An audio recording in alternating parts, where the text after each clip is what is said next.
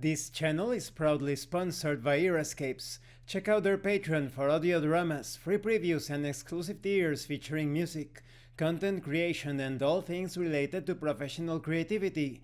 You will find the link in the description and in the pinned comment. Hi!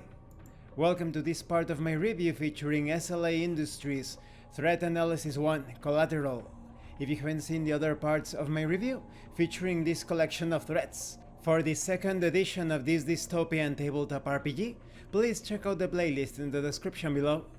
This time we are going to continue with the growth cycle of the dream entities, featuring various types of their manifestations. First we have the distorter. Most victims of a distorter never see the dream entity in its true form.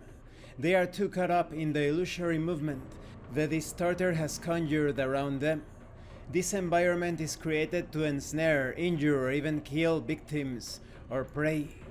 Distorters will draw out this torment as much as possible, reveling in the absurd cruelty until the victim goes insane or even dies of starvation.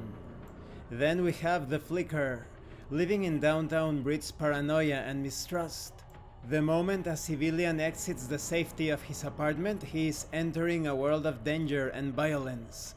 The Flicker Dream entity type is the embodiment of this mounting anxiety and the trepidation and resentment it grows in the mind. Flickers toy with their chosen victims, incessantly, never fully revealing themselves but issuing their vague presence in the corner of their prey's eyes. Much like the shadow entity, the Flicker will whisper and torture their victim. However, these dark mutterings have more intent for the Flicker. The Flicker will try to persuade the harried individual to act against their own self-interest. They will push the victim to the brink of madness, telling them to injure themselves in some gruesome way, or wander outside to murder a stranger. Then we have the Shadow. Shadows are the most common form of apparition during the juvenile phase. They are found throughout the downtown districts, both inner and lower. They thrive in these regions as they are able to tap into one of the greatest source parents possible, the downtown civilian sphere of the dark. Shadows let the darkness consume and shelter them, merging with the gloom and patiently waiting for a lone passerby. The Shadow will sit by the bedside of their victim while they sleep, and quietly feed on the victim's restless slumber and disturbing nightmares.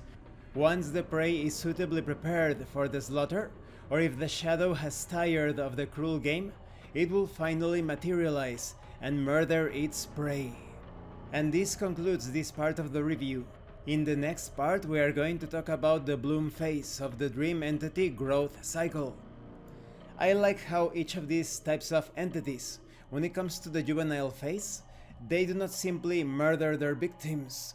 You can see the vile nature of the dream entities, how they need to torture and horrify their victims before finally going in for the kill. Thank you for watching this part of the review. Don't forget to leave a like, a comment and subscribe.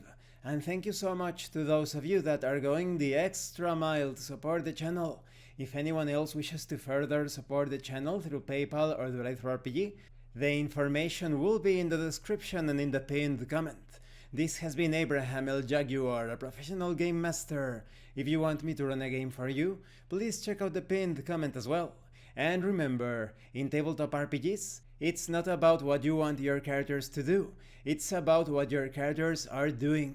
Once again, thank you and see you later.